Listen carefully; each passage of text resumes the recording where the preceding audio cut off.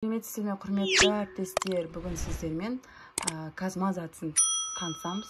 Яғни біз казмазация арқылы оқушылар топқа бөлеміз. Енді Google-ге жазамыз казмазациясын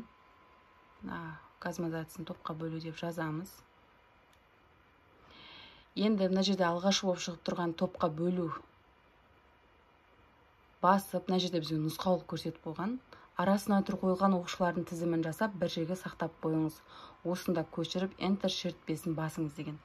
Сіз ол үшін ең алдымен оқушыларыңыздың тізімін үтір түрінде көшіресіз мына жерде.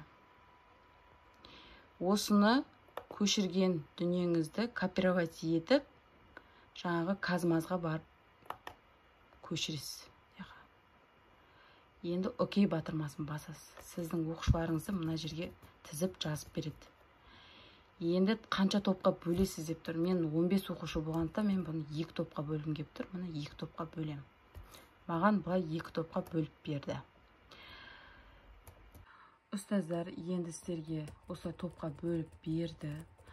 Кез келген уақытта сіз осы платформаны ашып, өзіңізге жаңағындай сақтап бірден көрініп тұру үшін мына жерге сақтап алыңыз казмазациясын.